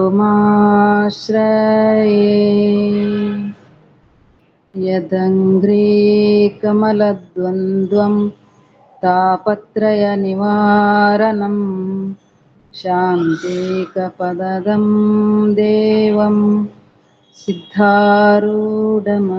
ಭಜೆ. ಪರಮ ಪೂಜ್ಯ ಪ್ರಾತಸ್ಮರಣೆಯ ಜಗದಾದಿ ಜಗದ್ಗುರು ಪರಮೇಶ್ವರನ ಪರಾವತಾರಿಗಳು, ಪರಮ ಕಲ್ಯಾಣಕಾರಿ ಪರಮ ದಯಾನಿಧಿ ಜಗದ್ಗುರು ಸಿದ್ಧಾರೂಢಜ್ಜನವರ ಶ್ರೀಚರಣಗಳಲ್ಲಿಯೂ, ಜಗದ್ಗುರು ಗುರುನಾಥರುಡರ ಪವಿತ್ರ ಚರಣಾರವಿಂದಗಳಲ್ಲಿಯೂ ಅನಂತ ಅನಂತ ಕೋಟಿ ಕೋಟಿ ಶಿರಸಾಷ್ಟಾಂಗ ನಮಸ್ಕಾರ ಸಲ್ಲಿಸಿ, ಬಸವಾದಿ ಶ್ರೀ ಶಿವಶರಣರ ಕನ್ನಡ ನಾಡಿನೆಲ್ಲ ದಾರ್ಶನಿಕರ ಮನವಾರ ಸ್ಮರಣೆ ಮಾಡಿಕೊಂಡು, ಪರಮ ಪೂಜ್ಯರು ಶ್ರೋತ್ರಿಯ ಬ್ರಹ್ಮನಿಷ್ಠರು, ಪರಮ ಆರಾಧ್ಯರು ಶ್ರೋತ್ರಿಯ ಬ್ರಹ್ಮನಿಷ್ಠರಾದ ಮಾತನಾಡುವ ನಡೆದಾಡುವ ದೇವರು ಸಮಾನತೆಯ ಸೂರ್ಯ, ಮಾತೃ ಹೃದಯದ ಮಹಾಂತರೆಂದೇ ಖ್ಯಾತಿಯನ್ನು ಹೊಂದಿರುವ ಯತಿಕುಲ ಚಕ್ರವರ್ತಿಗಳು, ಸಾಧು ಚಕ್ರವರ್ತಿ, ವಿಶ್ವ ಕುಟುಂಬಿ, ಇಂಚಲ ಪುರವಾಸಿ ಡಾಕ್ಟರ್ ಸದ್ಗುರು ಅಪ್ಪಾಜಿಯವರ ಶ್ರೀಚರಣಗಳನ್ನು ಪದ್ಮದಲ್ಲಿ ಸ್ಥಾಪಿಸಿಕೊಂಡು, ಪ್ರತಿ ವರ್ಷದ ನಿಯಮಾನುಸಾರವಾಗಿ ಹಮ್ಮಿಕೊಂಡು ಬಂದಿರುವ ಜ್ಞಾನ ಸಪ್ತಾಹ ಹಾಗೂ ಜಗದ್ಗುರು ಸಿದ್ಧಾರೂಢಜ್ಜರವರ ಯಾತ್ರಾ ಮಹಾ ಮಹೋತ್ಸವದ ಅಂಗವಾಗಿ ಹಮ್ಮಿಕೊಂಡು ಬಂದಿರುವ 2ನೇ ದಿವಸದ ಪ್ರವಚನದ ಈ ದಿವ್ಯ ಬ್ರಹ್ಮ ವೇದಿಕೆ ಮೇಲೆ ದಿವ್ಯ ಸಾನ್ನಿಧ್ಯ ಸ್ಥಾನವನ್ನು ಅಲಂಕರಿಸಿರುವ ಪರಮ ಪೂಜ್ಯರು, ಶ್ರೋತ್ರಿಯ ಬ್ರಹ್ಮನಿಷ್ಠರು, ಮುಮುಕ್ಷುಗಳ ಹಿತಚಿಂತಕರು, ಅನಂತ ಕರುಣಾವಂತರು ಆಗಿರುವ ಜಮಖಂಡಿಯಿಂದ ಆಗಮಿಸಿರುವ ಪೂಜ್ಯ ಅಪ್ಪಾಜಿಯವರ ಶ್ರೀಚರಣಗಳಲ್ಲಿ ಕೂಡ ಅನಂತ ಭಕ್ತಿ ನಮಸ್ಕಾರ ಸಲ್ಲಿಸಿ, ಪರಮ ಪೂಜ್ಯರು ಶ್ರೋತ್ರಿಯ ಬ್ರಹ್ಮನಿಷ್ಠರ ಹಳಕಟ್ಟಿಯಿಂದ ಆಗಮಿಸಿರುವಂಥ ಪರಮ ಪೂಜ್ಯ ಅಪ್ಪಾಜಿಯವರ ಶ್ರೀಚರಣ ಕೂಡ ಅನಂತ ಭಕ್ತಿ ನಮಸ್ಕಾರ ಸಮರ್ಪಣೆ ಮಾಡಿ, ಪರಮ ಪೂಜ್ಯ ರಾಮಾನಂದ ಭಾರತಿ ಅಪ್ಪಾಜಿಯವರ ಶ್ರೀ ಕೂಡ ಅವರಲ್ಲಿ ಕೂಡ ಅನಂತ ಭಕ್ತಿ ನಮಸ್ಕಾರ ಸಲ್ಲಿಸಿ, ಅವರಿವರನದೇ ವೇದಿಕೆ ಮೇಲೆ ಉಪಾಸನೆಯರಾಗಿರುವ ಎಲ್ಲ ಪರಮ ಪೂಜ್ಯರ ಹಾಗೂ ಮಾತೆಯರಲ್ಲಿ ಕೂಡ ನಮಿಸಿ, ಈ ಒಂದು ಪುಣ್ಯಮಯ ಮಂಗಲಮಯ ಸತ್ಸಂಗದಲ್ಲಿ ಭಾಗವಹಿಸಿ ತಮ್ಮ ಯಥಾರ್ಥ ಜ್ಞಾನವನ್ನು ಪಡೆದುಕೊಂಡು ಧನ್ಯರಾಗಬೇಕು ಎಂಬ ಅಪೇಕ್ಷೆಯೆಂದು ಆಗಮಿಸಿರುವ ಸಕಲ ಸದ್ಭಕ್ತರಲ್ಲಿ ಕೂಡ ಅನಂತ ಶರಣಾರ್ಥಿಗಳನ್ನು ಸಲ್ಲಿಸಿ, ಎಲ್ಲ ಕಮಿಟಿ ಧರ್ಮದರ್ಶಿಯಲ್ಲೂ ಕೂಡ ಅನಂತ ವಂದನೆಗಳನ್ನು ಸಮರ್ಪಣೆ ಮಾಡಿ, 2ನೇ ದಿವಸದ ಈ ಒಂದು ಪ್ರವಚನದ ಸಲುವಾಗಿ ಲೋಕ ಕಲ್ಯಾಣ ಹಿತಚಿಂತಕರಾಗಿರುವ ಶ್ರೀಮಾನ್ ಯಜಗುಣ ಶಿವಯೋಗಿಗಳಿಂದ ರಚಿಸಲ್ಪಟ್ಟಿರುವ ಕೈವಲ್ಯ ಪದ್ಧತಿ ಎಂಬ ನಾಮಕ ಗ್ರಂಥದಲ್ಲಿ ಒಂದು ವಾಕ್ಯ, ಜೀವ ಸಂಬೋಧನೆ ಸ್ಥಳದಲ್ಲಿರ್ತಕ್ಕಂಥ ಒಂದು ವಾಕ್ಯ ಇದು. ಇಲ್ಲಿ ಜೀವನನ್ನ ಕುರಿತು ಉಪದೇಶ ಮಾಡಿರ್ತಕ್ಕಂಥ ವಾಕ್ಯ. ಏನೆಲ್ಲ ಮಾಡೋದು ಕೂಡ ಜೀವನಿಗೆನ ಉಪದೇಶ ಅನ್ನುವಂಥದ್ದು ಮಾಡಿದ್ದಾರೆ. ಈಗ ಭೋಗ ಭೋಗಗಳು ಸಹಿತ ಜೀವನಿಗೆನೇ ಬೇಕಾಗದ್ದು, ಆತ್ಮನಿಗೆ ಏನೂ ಬೇಕಾಗಿಲ್ಲ. ಆತ್ಮ ಸಾಕ್ಷಿ ಸ್ವರೂಪ. ಅದಕ್ಕಾಗಿನ ಜೀವನನ ಕುರಿತು ಇಲ್ಲಿ ಏನ್ ಹೇಳ್ತಾರಂತ ಕೇಳಿದ್ರೆ, ಕಂಡು ಕೇಳಿ ಮತ್ತೆ ಮೋಹಿಪರೆ ಭೂಮಂಡಲದ ಭೋಗ ಭೋಗವ ಅತಿಗಳೆಯದೆ ಅನ್ನುವಂಥ ಮಾತು. ಕಂಡು ಅಂದ್ರೆ ಮುಂಜಾನೆ ಎದ್ದು ಕೂಡಲೇ ಹಿಡ್ಕೊಂಡು ಮುಂದೆ ಮಲಗುವವರಿಗೂ ನೋಡ್ತೀವಿ, ಹುಟ್ಟಿದ ಆರಂಭ ಹಿಡ್ಕೊಂಡು ಮರಣದ ಪರ್ಯಂತವಾಗಿ ಜಗತ್ತಿನ ಆಗು ಹೋಗುಗಳನ್ನ ನಾವು ನೋಡ್ತಾನೆ ಇದ್ದೀವಿ. ಎಲ್ಲವನ್ನ ನೋಡ್ತಿರ್ತೀವಿ, ಆಮೇಲೆ ಕೇಳ್ತೀವಿ, ಎಲ್ಲವನ್ನ ವಿಚಾರವನ್ನ ನಾವು ಕೇಳ್ತೀವಿ. ಯಾರ್ಯಾರು ನೋಡಿದಿರ್ತಕ್ಕಂಥ ಏನಂತ ಕೇಳಿದ್ರೆ, ಎಷ್ಟೋ ಮಂದಿ ಈ ಭೋಗ ಮತ್ತು ಭೋಗ ಅಂದ್ರೆ ಭೋಗಾದಿ ವಿಷಯಗಳಲ್ಲಿ ಲೋಲುಪನಾಗಿರ್ತಕ್ಕಂಥವನು, ಆಮೇಲೆ ಈ ಭೋಗಗಳು ಎಷ್ಟು ಮೋಹಿತನಾಗಿರ್ತಕ್ಕಂಥವನು, ಅವನಿಗೆ ಅವನು ಧನ್ಯನಾಗಿದ್ದಾನೇನು ಅಂತ ಕೇಳಿದ್ರೆ ಆಗಿಲ್ಲ. ಅವನು ಇದಕ್ಕೆಲ್ಲ ಹೊಡೆದಾಟ ಬಡದಾಟನೆ. ಇದು ಒಂದು ಭೋಗ ಎಲ್ಲ ಅಪೇಕ್ಷೆ ಅಂದ್ರೆ ಬೇಕು ಬೇಕು ಅಂತಕ್ಕಂಥದ್ದು ಏನೈತಲ್ಲ, ಇದರಿಂದ ನಮಗೆ ದುಃಖನ ಪ್ರಾಪ್ತಿ ಆಗ್ತದ, ಸುಖ ಅಂತಕ್ಕಂಥದ್ದಿಲ್ಲ. ಅದಕ್ಕಾಗಿ ಇವನ್ನೆಲ್ಲವನ್ನು ಕಂಡು ಕೇಳಿ ಮತ್ತೆ ಮೋಹಿಪರೆ ಅಂದ್ರ ಅವರು ಮತ್ತದಕ್ಕೆ ಮೋಹಗೊಳ್ತಾರೇನು? ಯಾರು ಬಲ್ಲವರು ಅಂದ್ರೆ ಜ್ಞಾನಿಗಳು ಅಂತ ಅರ್ಥ. ಜ್ಞಾನಿಗಳು ತಿಳಿದಿರ್ತಕ್ಕಂಥ ಮಹಾತ್ಮರು ಇವಕ್ಕೆ ಮತ್ತೊಳ್ಳೆ ನಾವು ಭೋಗದಲ್ಲಿ ಬೀಳ್ತಾರೇನೋ ಅಂತ ಕೇಳಿದ್ರ ಆಗುವಂತ ಮಾತಲ್ಲ. ಅದಕ್ಕಾಗಿನೇ ಅವರು ಮಹಾತ್ಮರು ಶರಣರು ಕೂಡ ಒಂದ್ ಕಡೆ ಹೇಳ್ಕೊಂಡು ಬಂದ್ರು, ಹೆಣ್ಣಿಗಾಗಿ ಸತ್ತವರು ಶತಕೋಟಿ ಜನರು, ಮಣ್ಣಿಗಾಗಿ ಸತ್ತವರು ಶತಕೋಟಿ ಜನರು, ಹೊನ್ನಿಗಾಗಿ ಮಣ್ಣಿಗಾಗಿ ಹೆಣ್ಣಿಗಾಗಿ ಸತ್ತವರು ಶತಕೋಟಿ ಜನರು, ನಿನಗಾಗಿ ಸತ್ತವರನ್ನು ಒಬ್ಬರು ಕಂಡೇನೆಂದಾತ ನಮ್ಮ ಅಂಬಿಗರ ಚೌಡಯ್ಯ ನಿಜ ಶರಣ ಅಂತ ಹೇಳಿದ್ರು. ಅಂದ್ರೆ ಎಲ್ಲ ನಾವ್ ಏನ್ ಮಾಡ್ತೀವಿ ಅಂತ ಕೇಳಿದ್ರ, ಹೆಣ್ಣು ಹೊಣ್ಣು ಮಣ್ಣು ಅಂತಕ್ಕಂಥ ಭೋಗಗಳೇನಿದಾವಲ್ಲ, ಇವ್ರ ಸಲುವಾಗಿ ನಾವೆಲ್ಲ ಏನ್ ಮಾಡ್ತೀವಿ ಅಂತ ಕೇಳಿ ಎಲ್ಲ ಅವ್ರ ಹಾನಿ ನಾವು ನೋಡ್ತೀವಿ. ಆ ಮಣ್ಣಿಗಾಗಿ ಏನೇನಾಯ್ತು, ಹೆಣ್ಣಿಗಾಗಿ ಏನೇನಾಯ್ತು ಅಂತೇಳಿ, ಹೆಣ್ಣಿಗಾಗಿ ರಾಮಾಯಣ ಅಂತಕ್ಕಂಥದ್ದು, ಮಹಾಭಾರತ ಮಣ್ಣಿಗಾಗಿ ಎಷ್ಟೊಂದಾಯ್ತು, ಇವನ್ನೆಲ್ಲ ನಾವು ನೋಡ್ತೀವಿ. ಆ ರಾಮಾಯಣದೊಳಗ ಮಹಾಭಾರತದಲ್ಲಿ ಅನೇಕ ರಾಜ್ಯ ಮಹಾರಾಜರ ಒಂದು ಕಥೆಗಳನ್ನ ನಾವು ಕೇಳ್ತೇವೆ. ಕೇಳಿ ಸಹಿತವಾಗಿ ಮತ್ತು ನಾವು ಇವು ಬೇಕು ಅಂತಕ್ಕಂಥದನ್ನ ನಾವು ಹೋಗ್ತೇವಲ್ಲ, ಮೋಹಿಸಿ ಹೋಗ್ತೀವಲ್ಲ, ಅದ್ರ ಸಲುವಾಗಿ ನಾವು ಅವ್ರು ಏನ್ ಹೇಳ್ತಾರ ಅಂತ ಕೇಳಿದ್ರೆ, ಇವೆಲ್ಲದರಲ್ಲಿ ಸುಖ ಅಂತಕ್ಕಂಥದ್ದಿಲ್ಲ, ಇವೆಲ್ಲ ವಿಷಯದಲ್ಲಿ ಕ್ಷಣಿಕವಾಗಿರ್ತಕ್ಕಂಥವದವು. ಅದಕ್ಕೆ ಈ ಭೋಗಗಳು ಕ್ಷಣಿಕ ಆಗಿರ್ತಕ್ಕಂಥ ಅಂತ ನಿಜವಾಗಿರ್ತಕ್ಕಂಥ ಸುಖ ಕೊಡ್ತಾವೇನೋ ಅಂತ ಕೇಳಿದ್ರೆ, ನಿಜವಾಗಿರ್ತಕ್ಕಂಥ ಶಾಂತಿ, ಶಾಶ್ವತವಾಗಿರ್ತಕ್ಕಂಥ ಸುಖ ಅಂತಕ್ಕಂಥ ನಾವು ಪ್ರಾಪ್ತಿ ಮಾಡಿ ಕೊಡುವುದಿಲ್ಲ. ಅದ್ರ ಸಲುವಾಗಿ ಕ್ಷಣಿಕವಾಗಿರ್ತಕ್ಕಂಥವು ಸುಖ ಕಂಡಂಗ ಅಂದ್ರೂ ಸಹಿತವಾಗಿ ಹೇಳಿದ್ರಲ್ಲ ಪಂಚ ವಿಷಯಗಳನ್ನ, ಶಬ್ದ ಸ್ಪರ್ಶ ರೂಪರಸ ಗಂಧಾದಿಗಳು ಶಾಶ್ವತವಾಗಿರ್ತಕ್ಕಂಥವಲ್ಲ, ಕ್ಷಣಿಕವಾಗಿರ್ತಕ್ಕಂಥ ಸುಖವನ್ನು ಕೊಡೋಕ್ಕೋಸ್ಕರವಾಗಿ ಎಷ್ಟು ಮನಸ್ಸನ್ನ ಆಕರ್ಷಣೆ ಮಾಡಿ ಇದೇ ಭೋಗ, ಇದೇ ನಮ್ಮ ಶಾಶ್ವತ ಅಂತಕ್ಕಂಥದನ್ನ ತೋರಿಸಿ ಕೊನೆಗೆ ಏನ್ ಮಾಡ್ತಾವ ಅಂತ ಕೇಳಿ ಬಲೆಯೊಳಗೆ ಹಾಕಿಬಿಡ್ತಾವ. ಜನನ ಮರಣಾತ್ಮಕವಾಗಿರ್ತಕ್ಕಂಥ ಸಂಸಾರ ಸಾಗರ ನೂಕಿ ಬಿಡ್ತಕ್ಕಂಥ ಭೋಗಗಳದಾವು ಅಂತ. ಅದಕ್ಕ ಜಗದ್ಗುರು ಶಂಕರಾಚಾರ್ಯ ಕೂಡ ಹೇಳ್ಕೊಂಬಂದ್ರು, ಪುನರಪಿ ಜನನಂ ಪುನರಪಿ ಮರಣಂ ಪುನರಪಿ ಜನನೇ ಜಠರೇ ಶಯನಂ ಯ ಸಂಸಾರೇ ಕಲು ದುಸ್ತಾರೆ ಕೃಪಯಾಪಾರೆ ಪಾಹೆ ಮುರಾರೆ ಭಜ ಗೋವಿಂದಂ ಗೋವಿಂದಂ ಭಜೆ ಮೂಢಮತೆ. ಹೇ ಅಜ್ಞಾನಿ ಮೂಢ, ನೀನು ಏನ್ ಮಾಡು, ನೀನು ಜೀವನದೊಳಗ ಅಮೂಲ್ಯವಾಗಿರ್ತಕ್ಕಂಥ ಜನ್ಮದೊಳಗ ನೀನು ಭಜ ಗೋವಿಂದಂ ಪರಮಾತ್ಮ ಸ್ಮರಣೆ ಮಾಡು, ನಿನ್ನ ಸ್ವರೂಪ ಜ್ಞಾನವನ್ನೇ ಮಾಡಿಕೊಂಡು ಧನ್ಯನಾಗು. ಇವೆಲ್ಲ ಪುನಃ ಪುನಃ ಹುಟ್ಟದಕ್ಕ ಪುನಃ ಪುನಃ ಮತ್ತು ಸಾಯುದಕ್ಕ ನಮಗ ಜನನ ಮರಣಾತ್ಮಕವಾಗಿರ್ತಕ್ಕಂಥ ಕಾರಣೀಕರ್ತನಾಗಿರ್ತ ವಿಷಯ ಆದ್ರೆ ಬಿಡು. ಇವೆಲ್ಲ ಮೋಹ ಮಾಡ್ಲಿಕ್ಕೆ ಹೋದಿ ಅಂತ ಕೇಳಿದ್ರ ನಿನಗೆ ಜನಮರಣ ಬಿಡಂಗಿಲ್ಲ.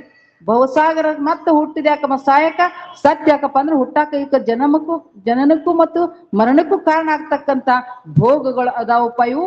ಇವನ ನೀ ಬಿಟ್ಟು ಏನ್ ಮಾಡೋ ಅಂತ ಕೇಳಿದ್ರ ಇದ್ರಲ್ಲಿ ಇರ್ತಕ್ಕಂಥ ಸುಖ ಅತ್ಯಂತ ಅವು ಇಲ್ವೇ ಇಲ್ಲ, ಸುಖಾನೇ ಇಲ್ಲ ಅದರಲ್ಲಿ, ಸುಖದ ಭಾಸ ಅಷ್ಟೇ. ಅದ್ರ ಸಲುವಾಗಿ ಅವನ ತ್ಯಾಗ ಮಾಡಿ ವಿಷಯಾದಿಗಳಂತಕ್ಕಂಥವನ್ನೆಲ್ಲ ತ್ಯಾಗ ಮಾಡಿ ಏನ್ ಮಾಡೋ ಅಂತ ಕೇಳಿದ್ರೆ ಕಂಡು ಕೇಳಿ ಮತ್ತೆ ಮತ್ತೆ ಮೋಹ ಮಾಡ್ತಾರೆ, ಮೋಹ ಮಾಡಂಗಿಲ್ಲಪ್ಪ. ಅದಕ್ಕಾಗಿ ಈ ಭೂಮಂಡಲದ ಭೋಗೋನ್ನತಿ ಅಂದ್ರೆ ಇವನ್ನೆಲ್ಲ ತ್ಯಾಗವನ್ನು ಅಂತ ಅದನ್ನ ಮಾಡು. ಇವನ್ ಜ್ಞಾನವುಳ್ಳ ತಿಳ್ಕೊಂಡಿ ಅಂತ ಕೇಳಿದ್ರೆ ಅದಕ್ಕಂತ ಹೇಳಿದ್ರು, ಮನ ಬಹಿರ್ಮುಖವಾದರೆ ಮಾಯಾ ಪ್ರಪಂಚ, ಈ ಮಾಯಾ ಪ್ರಪಂಚ ನಮ್ಗೆ ಕಾಣ್ತದೆ. ಮನ ಅಂತರ್ಮುಖ ಆಯ್ತು ಅಂತ ಕೇಳಿದ್ರೆ ಅವಿರಳ ನೀನ ಜ್ಞಾನಿ ಆಗ್ತೀಯ. ಅದಕ್ಕಾಗಿ ಇಂಥ ಅವಿರಳ ಜ್ಞಾನ ಮಾಡಿಕೊಂಡವ್ರು ಎಷ್ಟೋ ಮಂದಿ ಇದಾರ. ಎಲ್ಲವನ್ನ ಇದ್ರೂ ಕೂಡ ಇಲ್ಲದಂಗ ಇದ್ದಂತ ಮಹತ್ವರು ಎಷ್ಟೋ ಮಂದಿ ದೃಷ್ಟಾಂತಗಳು ಇಲ್ಲಿ ಹೇಳಿಕ್ ಬರ್ತದೆ. ಒಬ್ರು ಮಹಾರಾಷ್ಟ್ರದಲ್ಲಿ ಒಬ್ರು ಆಗಿ ಹೋಗಿದಾರ. ಏನಂತ ಕೇಳಿದ್ರೆ ಸಂತೋಬ ಪವಾರ್ ಅಂತ ತಿಳ್ಕೊಂಡು ಅವರು ಸಾಕಷ್ಟು ಮಹಾರಾಜ. ಅವನೇ ಏನು ದ್ರವ್ಯ ಮುತ್ತು ರತ್ನ ಆನೆ ಒಂಟೆ ಕುದುರೆ ಬೆಳ್ಳಿ ಬಂಗಾರ ಯಾವುದಕ್ಕೂ ಭೂಮಿ ಸೀಮೆಗೆ ಯಾವುದಕ್ಕೂ ಕೊರತೆ ಇರ್ಲೇ ಇದ್ರು ಕೂಡ ಅದರ ಮೋಹ ಇತ್ತೇನೋ ಅಂತ ಮೋಹನೇ ಇರ್ಲಿಲ್ಲ. ಯಾಕಂತ ಕೇಳಿದ್ರೆ ಒಬ್ಬ ಶ್ರೋತ್ರಿಯ ಬ್ರಹ್ಮನಿಷ್ಠನಾಗಿರ್ತಕ್ಕಂಥ ಸದ್ಗುರುನಾಥ ಅವನಿಗೆ ಭೇಟಿ ಆಗಿದಾಗ ಅವನ ದರ್ಶನ ಆಶೀರ್ವಾದ ಪಡ್ಕೊಂಡಾಗ ಅವನು ದಿವ್ಯ ಜ್ಞಾನ ಮಾಡಿಕೊಳ್ತಾನೆ. ದಿವ್ಯ ಜ್ಞಾನಿ ಆದ ನಂತರ ಅವಂತ ಇದೆಲ್ಲ ಮೊದಲು ಒಂದು ಕಾಲದಲ್ಲಿ ಇದೇ ಸತ್ಯ ಅಂತ ಕುಂತೇವಲ್ಲ, ಅದಕ್ಕೆ ನಮಗೇನಾಗತ್ತೆ ಮೋಹ ಆಗ್ತೈತಿ. ಇದೆಲ್ಲ ಸತ್ಯ ಅಂದ್ರೆ ಮೋಹ ಕಾಣಿಸ್ತದೆ ನಮ್ಮಲ್ಲಿ. ಇದನ್ನ ಯಾವಾಗ ಗುರುನಾಥನ ಒಂದು ದರ್ಶನ ಆಶೀರ್ವಾದ ಪಡ್ಕೊಂಡ, ಬ್ರಹ್ಮ ಜ್ಞಾನವನ್ನು ಪಡ್ಕೊಂಡ ಅಂತಂದ್ರ ಸಂಪೂರ್ಣ ಗುರುವಿನ ಕೃಪೆಗೆ ಪಾತ್ರ ಆಗಿಬಿಟ್ಟ ಅಂತ ಕೇಳಿದ್ರೆ ದಿವ್ಯ ಜ್ಞಾನ ಅನ್ನುವಂಥದ್ದು ಆಗ್ತದ. ಆ ಜ್ಞಾನ ದ್ವಾರ ಅವನಿಗೆ ಏನಾಗ್ತದ ಅಂತ ಕೇಳಿ ಎಲ್ಲ ವೈರಾಗ್ಯ ಬರ್ತದ.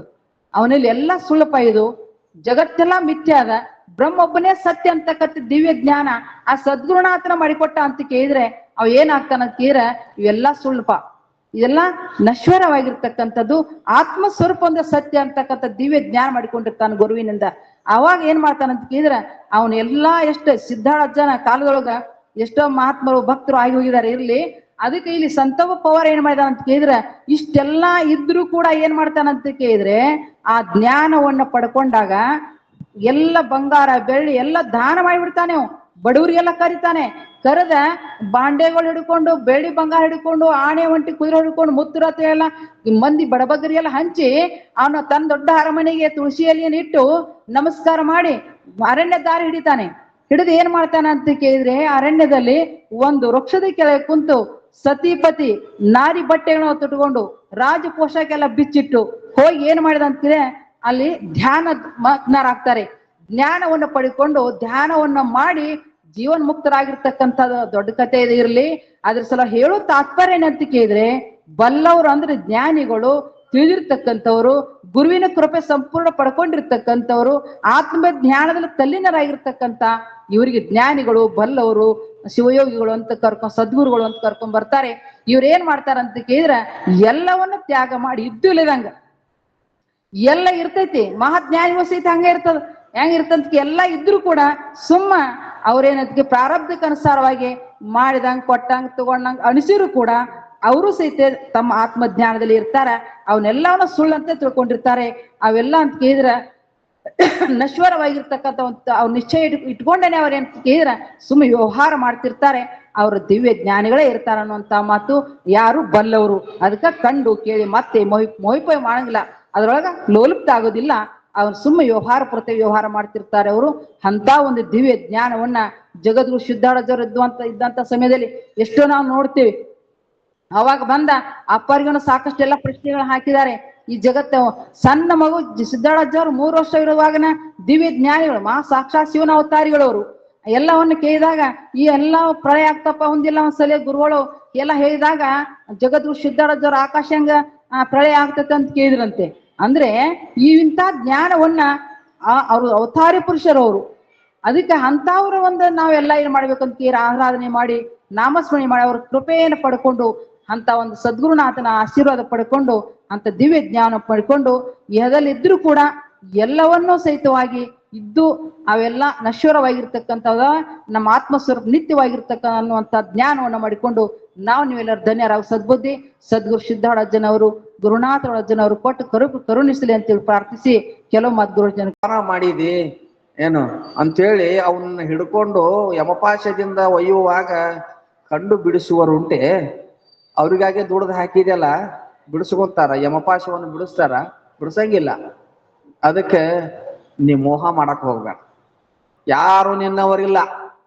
ಒಂದು ಮರದಲ್ಲಿ ಅಖಿಳ ಪಕ್ಷಿಗಳು 1 ನಿಮಿಷದಿ ಗಜಬಜ ಅನ್ನುತ್ತಲಿ ಹೊಂದಿಕೊಳ್ಳುತ್ತ ಕಂಡಡೆಗೆ ಮಗುಳೆ ಕಂಡಡೆಗೆ 5 ಒಂದದಲ್ಲಿ ತಂದೆ ತಾಯಿಗಳು ಅಣ್ಣ ತಮ್ಮರು ಬಂಧು ಬಳಗವ ಎನ್ನುವರು 1 ನಿಮಿಷದ ತೋರಿ ಆ 1 ನಿಮಿಷದ ತೋರಿ ತಾವು ತೊಲಗುವರು ಋಣ ಸಂಬಂಧ ತೀರಿದರೆ. ಒಂದು ಗಿಡದಾಗ ಪಕ್ಷಿಗಳು ಸಾಯಂಕಾಲ ಕೂಡ್ತಾವ, ಎಲ್ಲ ಕೂಡ್ತಾವ, ದಿಕ್ಕಿಗೆ ಹೋಗಿರ್ತಾವ ಮುಂಜಾನೆ. ಅದಕ್ಕ ಸರ್ಪಭೂಷಣ ಶ್ರೀಗಳು ಒಂದು ಮಾತು ಹೇಳ್ತಾರ, ಒಂದು ಮರದಲ್ಲಿ ಅಖಿಳ ಪಕ್ಷಿಗಳು ಸಂಜೆಯೊಳಗೆ ಒಂದಿ ಮುಂಜಾನೆ ಅಗಲಿ ಹೋಗುವಂತೆ. ಒಂದ್ ಗಿಡದಾಗ ಪಕ್ಷಿಗಳು ಸೇರ್ತಾವ ಸಾಯಂಕಾಲ, ಎಲ್ಲ ಆವಾಜ ಮಾಡ್ತಾವ. ಇಲ್ಲಿ ನೋಡಿಲ್ಲ ನಮ್ಮ ಹಳ್ಳಿ ಗಿಡದಾಗ ಎಷ್ಟ್ ನಮ್ಮ ಹೊಲಸು ಮಾಡಾಕತ್ತಾವ. ಚಲೋ ಟೈಲ್ಸ್ ಹಾಕಿದ್ರು ಗಲೀಜು ಮಾಡ್ತಾವ. ಏನ್ ಮಾಡ್ತೀರಿ ಏನ್ರಿ, ಈಗೆಲ್ಲ ಕೂಡ್ತಾವ. ಆಮೇಲೆ ಮುಂಜಾನೆ ದಿಕ್ಕಿಗೆ ದಿಕ್ಕಿಗೆ ಏನ್ ಮಾಡ್ತಾವ ಹೋಗ್ಬಿಡ್ತಾವ. ಹಂಗ ಋಣ ಸಂಬಂಧದಿಂದ ಕೂಡಿರ್ತೇವಿ. ಇವರು ನನ್ನವರಲ್ಲ, ನನ್ನ ಕೂಡಿ ಇವ್ರು ಬರಂಗಿಲ್ಲ, ಇವ್ರಿಗಾಗಿ ಪಾಪ ಮಾಡಿದ್ರೆ ಯಮಪಾಶವನ್ನು ನನಗೆ ತಪ್ಪಿಸುವುದಿಲ್ಲ ಅಂತ ತಿಳುವಳಿಕೆ ನಮ್ಗೆ ಇರಬೇಕು. ಮೊದಲು ಪ್ರೀತಿ ಇರಬೇಕು, ಅತಿಯಾದ ಮೋಹ ಇರಬಾರ್ದು. ಸಂಸಾರವಾಗಿ ಎಲ್ಲರೂ ಕೂಡ ಹೊಂದ್ಕೊಂಡಿರ್ಬೇಕು. ಪ್ರೀತಿ ಇರಬೇಕು, ಮೋಹ ಇರಬಾರ್ದು. ಮೋಹ ಬಂಧನಕ್ಕೆ ಕಾರಣ ಆಗ್ತದೆ. ಮೋಹ ಏವ ಮಹಾಮೃತ್ಯು ಮುಮುಕ್ಷುಹೋ ಅಪರಾಧಿಸು. ಮೋಹ ಅನ್ನೋದು ಮಹಾಮೃತ್ಯು ಅದ. ಒಂದ್ ಗಿಡದೊಳಗ ಎಲ್ಲ ಪಕ್ಷಿಗಳ ಕೂಡಿ ಅಗಲಿ ಹೋಗುವಂತೆ ಈ ಸಂಸಾರದೊಳಗ ಋಣ ಸಂಬಂಧದಿಂದ ತಂದೆಯೋ ತಾಯಿಯೋ ಅಣ್ಣ ತಮ್ಮ ಬಂಧು ಬಳಗ ಎಲ್ಲಾರು ಆಗಿರ್ತಾರ. ಆಮೇಲೆ ಋಣ ಸಂಬಂಧ ತೀರ್ತಂದ್ರ ಅವ್ರವ್ರ ಪ್ರಾರಬ್ಧ ಕರ್ಮ ಮುಗೀತ ಅಂತಂದ್ರ ಆಯಾ ದಿಕ್ಕಿಗೆ ಹೋಗಿ ಬಿಡ್ತಾರ. ಅವ್ರು ಕೂಡ ನೀ ಹೋಗೋದಲ್ಲ, ನೀನು ಕೂಡ ಅವ್ರು ಬರ್ಬೋದು. ಯಾರ ಸಂಬಂಧದವರು ಯಾರು ಏನಪ್ಪಾ ಅಂತಂದ್ರ ಯಾರ ದುಃಖವನ್ನು ಕಳಿಯಾಕ ಸಾಧ್ಯ ಇಲ್ಲ. ನಾವು ಮಾಡಿದ ಕರ್ಮದ ಗಂಟ ನಾವ ಉಣಬೇಕು. ಅದಕ್ಕೆ ಭೋಗ ವಸ್ತುಗಳು ಸಹಿತ ಇವು ಶಾಶ್ವತ ಅಲ್ಲ. ಭೋಗ ವಸ್ತುಗಳು ಪುಣ್ಯ ಇರುತ್ತಾರ, ಭೋಗ ವಸ್ತುಗಳು ಇರ್ತಾವ. ಭೋಗ ವಸ್ತುಗಳು ಪುಣ್ಯ ತೀರ್ಥಂಗ ಕೈ ಬಿಟ್ಟು ಹೋಗ್ತಾವ. ಅದಕ್ಕೆ ಹೇಳ್ತಾರ ಸರ್ಪಭೂಷಣ ಶ್ರೀಗಳು ಒಂದು ಮಾತು ಹೇಳ್ತಾರ, ಏನು ಎಣ್ಣೆ ಇರುವ ತನಕ ದೀವಿಗೆ ಉರಿಯುವವನು ಎಣ್ಣೆ ತೀರಿದ ಮರುಕ್ಷಣವೇ ದೀವಿಗೆ ಆರುವಂತೆ ಪೂರ್ವ ಪುಣ್ಯ ಇರು ತನಕ ನಿನ್ನ ಶಿರಿ ಇರುವುದು, ಪುಣ್ಯ ತೀರಿದ ಮರುಕ್ಷಣವೇ ನಿನ್ನಯ ಶಿರಿ ಎಣ್ಣೆ ಆರಿದ ದೀಪದಂತೆ ತಣ್ಣಗಬಹುದು ಅಂತ. ಏನ್ರಿ, ಈ ಪಣತಿಯೊಳಗ ಎಣ್ಣೆ ಹಾಕಿ ದೀಪ ಹಚ್ಚಿರ್ತಾರ. ದೀಪ ಎಲಿತನ ಉರಿತದ? ಪುಣ್ಯ ಇರುತ್ತ, ಇದು ಎಣ್ಣೆ ಇರುತ್ತನ ಉರಿತದ. ಎಣ್ಣೆ ಖಾಲಿ ಆಯ್ತು ಅಂದ್ರ ದೀಪ ಅದು ಆರಿ ಬಿಡ್ತದ. ಹಂಗ ಪೂರ್ವದ ಪುಣ್ಯ ಇತ್ತಂದ್ರ ಭೋಗ ವಸ್ತುಗಳು ನಿನಗೆ ಬರ್ತಾವ. ನೀನು ಪೂರ್ವ ಪುಣ್ಯ ಮುಗೀತು ಅಂದ್ರೆ ನೀನಾರ ಕೈ ಬಿಟ್ಟು ಹೋಗ್ತೀಯ ಅವನ್ನ, ಅಥವಾ ನಿನ್ನರ ಅವು ಕೈ ಬಿಟ್ಟು ಹೋಗ್ತಾವ.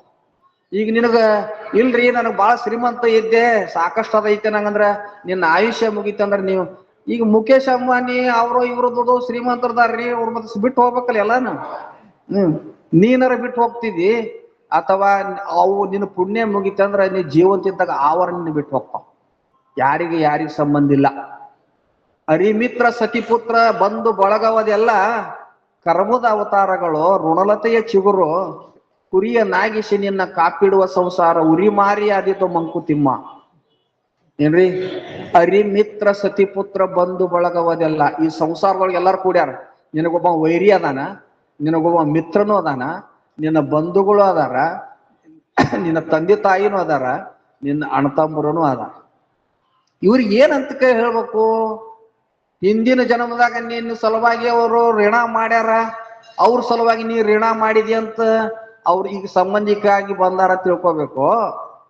ಇನ್ನು ಕರ್ಮದ ಅವತಾರವೇ, ಭೋಗ ಕೊಡಾಕ ಇಂಥವ್ರದ್ದಾಗಿ ಬಂದಾರ ಅಂತ ತಿಳ್ಕೊಬೇಕು. ಆದ್ರ ಸಂಸಾರದೊಳಗೆ ಜಾಗೃತ ಆಗಿರು. ಏನು? ಕುರಿಯನ್ನಾಗಿಸಿ ನಿನ್ನ ಕಾಪಿಡುವ ಸಂಸಾರ. ಸಂಸಾರದೊಳಗ ನಿನ್ನ ಬಂಧು ಬಾಂಧವರು ಏನು ಮಾಡ್ತಾರಂದ್ರ ನಿನ್ನ ಕುರಿಯನ್ನಾಗಿ ಮಾಡ್ತಾರ. ಕುರಿಯನ್ನಾಗಿ ಮಾಡ್ತಾರ. ಕುರಿಗಾರ ಕುರಿ ಕಾಯ್ಬೇಕಾಗಿತ್ತು ಅಂದ್ರೆ ಎಷ್ಟು ಜ್ವಾಕಿಂದ ಕಾಯ್ತಾನ.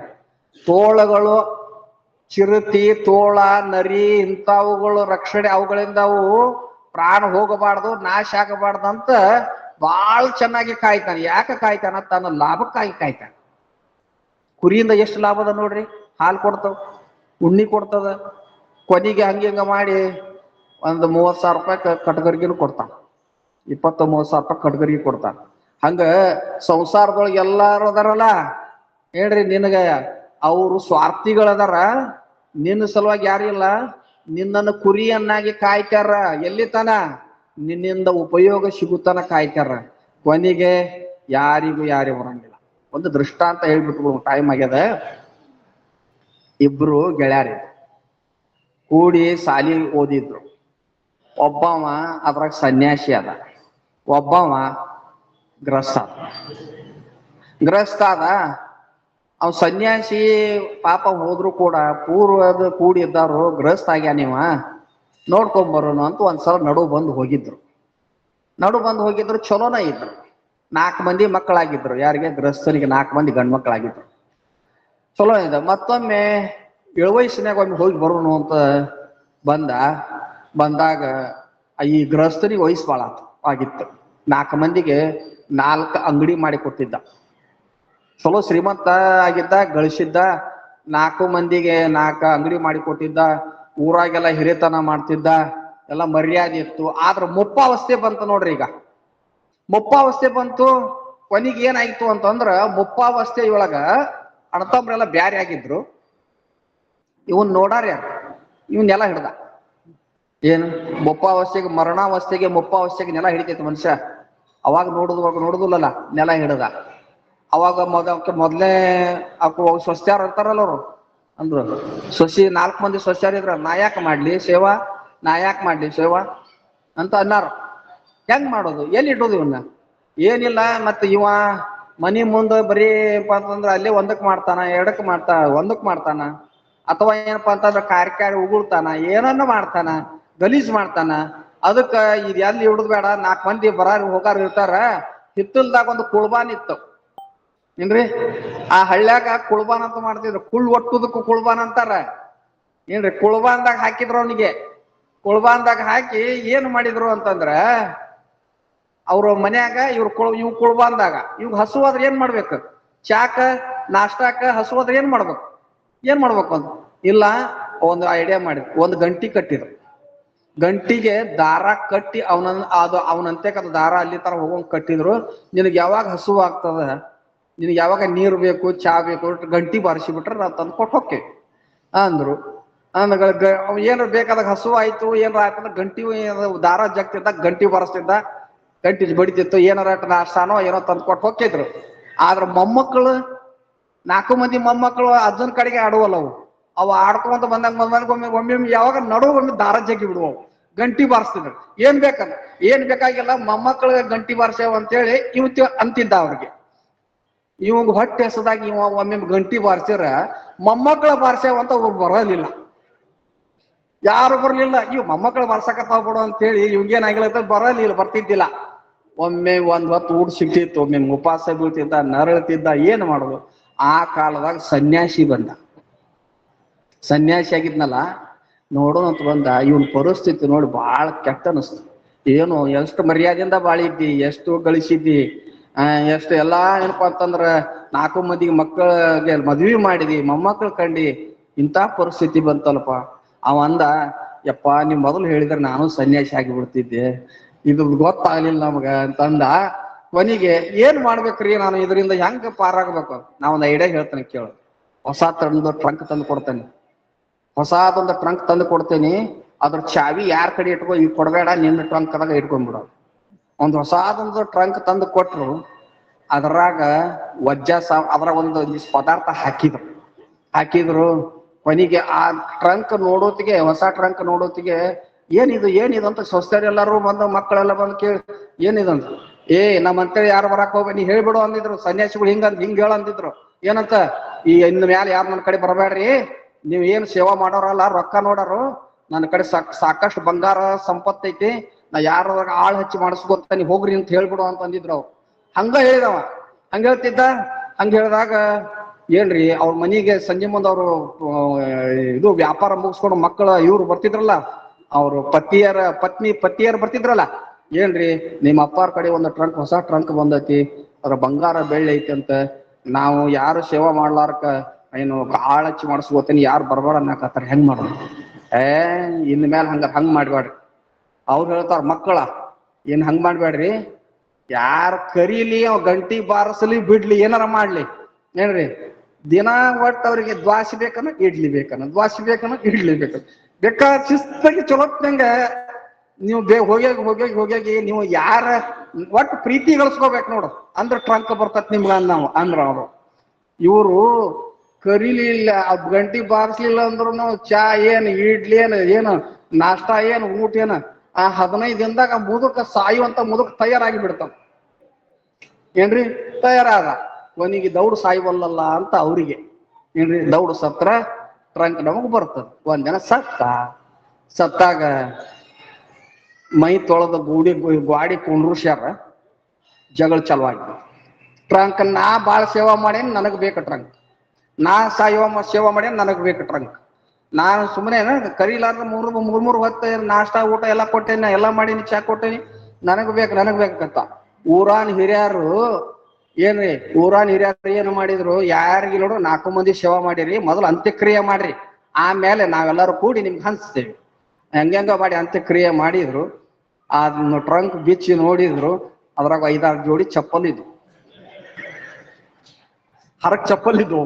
ಏನ್ರಿ ಅದಕ್ಕ ನೋಡ್ಲಾರ್ಕ ಈ ರೀತಿ ಇಂಥ ಜನ ಐತ್ರಿ ಸಂಸಾರದಾಗ. ಯಾರಿಗ್ಯಾರ ಸಂಬಂಧ ವಿಚಾರ ಮಾಡಿ ನೋಡಿಲ್ ನೀವು, ನನಗ್ ಬಾಳ ಸುಖ ಐತಿ ಅನಿಸ್ತದ ನಮಗ. ಅದಕ್ಕೆ ಯಾವಾಗಲೂ ಸಂಸಾರದೊಳಗೆ ಮೋಹ ಮಾಡಬಾರ್ದು. ಏನೋ ಅಧ್ಯಾತ್ಮ ಸಿದ್ಧಾರೂಢಪ್ಪನ ಪಾದಕ್ಕೆ ಬಂದೇವಿ, ನಮ್ಮನ್ನ ನಾವು ತಿಳ್ಕೋಬೇಕು. ಎಷ್ಟು ಜನ್ಮದಾಗ ಯಾವಾಗ ನಾವು ಎಷ್ಟು ಸಲ ಹುಟ್ಟೆವೋ, ಎಷ್ಟು ಮಂದಿ ತಂದೆ ತಾಯಿ ಆಗ್ಯಾರ ನಮಗ, ಎಷ್ಟು ಜನ್ಮದಾಗ ಯಾರ್ಯಾರ ಸಂಬಂಧಿಕರು ಅದಾರ, ಅದು ಮರ್ತ ಬಂದೇವಿ. ಕೋಟಿ ಜನ್ಮ ಎತ್ತ ಬಂದೇವಿ. ಆದ್ರ ಭಗವಂತ ಸಿದ್ಧಾರೂಢಪ್ಪನ ನಿಜವಾದ ಬಂಧು ಅದಾನ. ಎಲ್ಲಾರು ಸಾಯಾರು ಹುಟ್ಟವ್ರ, ಈ ಶರೀರ ಶಾಶ್ವತ ಉಳಿಯಂಗಿಲ್ಲ ಅದಕ್ಕೆ ನಾವೆಲ್ಲರೂ ಒಂದು ಜ್ಞಾನದ ತಿಳುವಳಿಕೆಯಿಂದ ಈ ಜನನ ಮರಣ ಸಂಸಾರವನ್ನು ದಾಟಬೇಕು ಅಂತ ಸದ್ಬುದ್ಧಿ ಸದ್ಗುರುನಾಥ ಸಿದ್ಧಾರೂಢರು ಗುರುನಾಥರವರು ನಿಮ್ಗೆ ಕೊಡ್ಲಿ ಅಂತೇಳಿ ಹೇಳ್ತೋದು ನೋಡಿ.